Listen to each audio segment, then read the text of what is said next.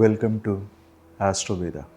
एस्ट्रोवेदा में आपका स्वागत है। चलिए आज का जो डिस्कशन पॉइंट रखते हैं वो सैटर्न के बारे में रखते हैं। सैटर्न कैसे वर्क करता है, सैटर्न से आपको क्यों नहीं डरना चाहिए और सैटर्न के बारे में सुन के आपको पैनिक होने की कोई ज़रूरत नहीं। जैसा कि जानते हैं बहुत सारे एस्ट्रोलॉजर आपके कुंडली को देखा और बोला कि शनि की महादशा चल रही है या शनि की दशा चल रही है, शनि की 7.5 चल रही है, शनि की ढैया चल रही है, तो मेरी लाइफ में बहुत स्ट्रगल होगा, बहुत प्रॉब्लम होगा। आप डर जाते हैं, पैनिक हो जाते हैं, बल्कि ऐसा आपको कुछ भी होने का ज़रूरत नहीं है। अगर आप प्रोसेस को समझेंगे तो आपको समझ में आ जाएगा कि मेरे लाइफ में ये इवेंट क्यों घटित हो रहा है। देखिए, शनि जो है सैटर्न, शनि की जो प्लैनेट है वो स्लो प्लैनेट है बाय नेचर। हम एस्ट्रोलॉजी की भाषा में कहें तो एक स्लो प्लैनेट है और किसी भी एक जोडिएक साइन में यानी कि किसी भी राशि में वो 2.5 ईयर्स तक ट्रेवल करता है, यानी कि 2.5 साल तक रहता है। तो किसी भी जातक को, किसी भी इंसान को रिजल्ट मिलने में थोड़ा टाइम लग जाता है क्योंकि एक स्लो प्लैनेट है। अब मैं आपको छोटे से एग्जाम्पल से समझाना चाहता हूँ जिससे आपको थोड़ी और क्लियरिटी मिल जाएगी। जैसे कि मान लीजिए कि आप हाईवे पे ट्रैवल कर रहे हैं, आप दिल्ली से जयपुर की तरफ या दिल्ली से कोई और आप लोकेशन ले सकते हैं।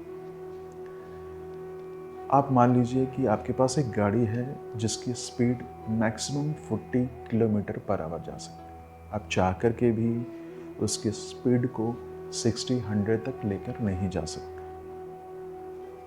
वहीं आपके आसपास जो गाड़ियां जा रही है वो 100 की स्पीड से जा रही है। आपको पता भी नहीं चल रहा है, इतनी तेजी से आ रही है कि आपके साइड से वो निकल जा रही है और आप वहीं धीरे धीरे 40 किलोमीटर के स्पीड से दिल्ली से जयपुर की तरफ आप बढ़ रहे हैं।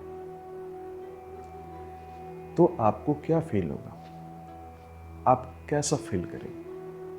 आपको फील यही होगा कि पता नहीं मैं क्यों तेज़ नहीं चला पा रहा। आप फ्रस्ट्रेट होंगे, आप ये सोचेंगे कि मैं काश मेरा भी गाड़ी बहुत तेज़ी चलता, काश मैं भी बहुत तेज़ी से बढ़ा के इसको जयपुर की तरफ लेके जाता ताकि मैं भी जल्दी पहुंच जाऊं। लेकिन अब वो आपके हाथ में नहीं है, आपकी गाड़ी 40 किलोमीटर के स्पीड से ज़्यादा चल ही नहीं रही है, तो आप क्या करेंगे? देखिए, उसके दो मायने। जो गाड़ी 100 किलोमीटर स्पीड से जा रही है वो शायद वो आसपास नहीं देख रही होगी बहुत अच्छे से कि उसके आसपास में कितने खूबसूरत नेचर्स हैं, यानी कि पेड़ पौधे, स्काई, फ्लावर्स, गार्डन, खेत, जो फील्ड्स,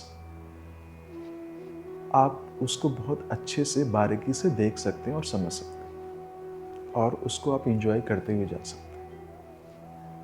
आप उस स्लो प्रोसेस को बारीकी से देख रहे हैं, समझ रहे हैं, एनालाइज कर रहे हैं। लेकिन जो गाड़ी 100 किलोमीटर के स्पीड से जा रही है वो शायद आसपास के उस एनवायरनमेंट के माहौल को समझ नहीं रही है। यानी कि ठीक वैसे ही आप अपने लाइफ में आप बहुत छोटी छोटी चीज़ों को ऑब्जर्व करना चालू कर देते हैं। हालांकि सैटर्न के पीरियड में ही आपको बहुत क्लियर पिक्चर मिल जाता है कि कौन फ्रेंड आपके साथ है, कौन फैमिली आपके साथ है बुरे समय में। हालांकि वो बुरा समय नहीं होता, हम उसको बोल सकते हैं कि समय धीरे होता है, स्लो होता है। तो आपने देखा कि आप जब नज़दीकी से जब उनको ऑब्जर्व करेंगे, अपने रिलेटिव्स को, फ्रेंड्स को, बिजनेस पार्टनर्स को, काम को, तो आपको बहुत सारी चीज़ें पता चलेगी कि मैं कहाँ पे लैग कर रहा था, मेरे लाइफ में क्या क्या प्रॉब्लम था, मैं किस चीज़ में परफेक्ट नहीं था। तो आप उसको परफेक्ट करना शुरू कीजिए। सैटर्न यही करवाना चाहता है आपसे कि आप उस चीज़ को बहुत ही माइन्यूट तरीके से ऑब्जर्व करें। हालांकि मैं जानता हूँ कि बहुत सारे लोगों को प्रॉब्लम हो सकता है कि जब वो उस कैरियर के उस स्टेज में हो, उस एज में हो जहाँ पे उन्हें अब तक बहुत अच्छे से स्टेबल हो जाना चाहिए था, लेकिन सैटर्न की दशा से वो स्लो हो चुके। फिर भी धीरज रखिए, हिम्मत रखिए।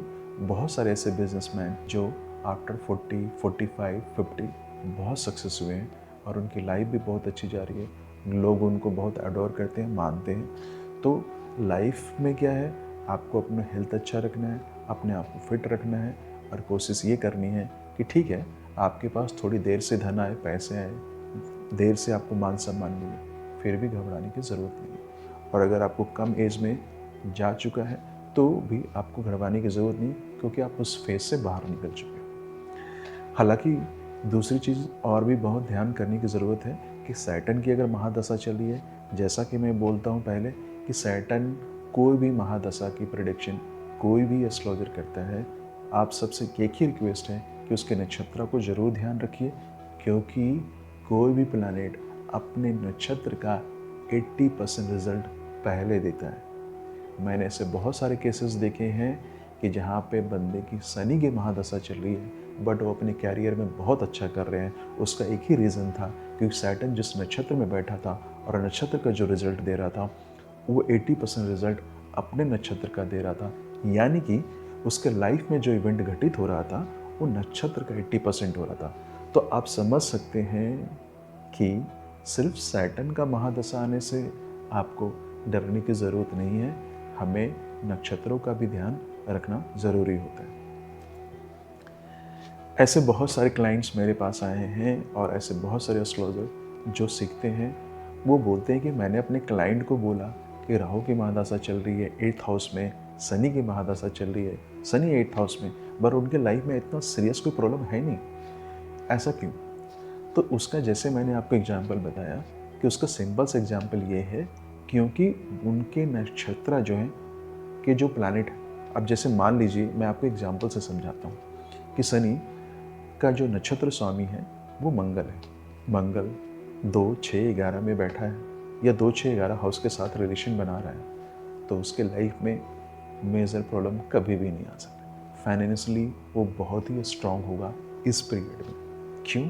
क्योंकि उसके जो नक्षत्र हैं, जो शनि का जो नक्षत्र है, वो बहुत अच्छे हाउसेस में अपनी पोजीशंस बना रहे हैं। यानी कि 2, 6, 11, 2, 6, 11 अगर वो जॉब में भी होगा तो बहुत अच्छे पैसे बनाएगा। इवन बिजनेस में भी होगा तो बैंक के सपोर्ट से बहुत बड़ी बिजनेस खड़ा कर सकता है। तो आप समझ गए होंगे इस एग्जाम्पल से कि शनि की महादशा हो तो इसका मतलब आपको डरने की ज़रूरत नहीं है। आप सही एस्ट्रोलॉजर से गाइडेंस लें, समझे प्रोसेस को, और उसके मैं आपको एक छोटी सी रेमेडीज़ बताता हूँ। आप मान लीजिए कि शनि आपको ज़्यादा परेशान कर रहा है। हालांकि शनि तो परेशान नहीं करता, आपके कर्मा ही आपको को परेशान करता है। यानी कि आपके कर्मा का ही वो स्वरूप है। कोई भी प्लैनेट, कोई भी नक्षत्र आपको परेशान नहीं करता। सच तो ये है कि आप अपने कर्मा से ही उस एनर्जी को, उस चीज़ को इनवाइट करते हैं। वो अपने उस टाइम के अनुसार आता है और आपको ट्रेन करता है और आपको सिखाता है। तो चलिए अब मैं छोटा सा एग्जाम्पल देता हूँ। अगर आपको लगता है कि शनि की पीरियड में आप थोड़े ज़्यादा परेशान हो रहे हैं तो आपको क्या करना चाहिए? देखिए, उसका करने का तरीका सबसे अच्छा, जो रेमेडीज़ करने का जो सबसे अच्छा तरीका है, तो आप उसमें ये देखिए कि मंगल का पोजीशंस क्या है।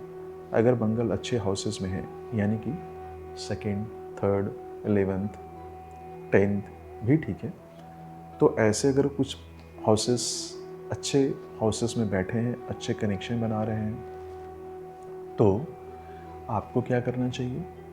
आपको मंगल की उपाय करनी चाहिए। मंगल की उपाय क्या है? बहुत सिंपल सी है। हमारी मैथोलॉजी, जो हमारे जो कहानियाँ हैं, उसमें भी बहुत क्लियर बताया गया है कि जब भी शनि की प्रॉब्लम हुई तो आप हनुमान जी को याद कीजिए, मार्स को। क्यों मार्स को? उसके भी एक साइंटिफिक रीज़न है, क्योंकि मार्स एक फास्ट मूविंग प्लैनेट्स है जो फास्ट रिजल्ट देता है। आप अगर मार्स के रेमेडीज़ को करते हैं तो थोड़ा सा आपको एक बूस्टअप मिलता है, लेकिन ये भी ध्यान रखने की ज़रूरत है कि मार्स 8, 6, 12th हाउस में ना हो।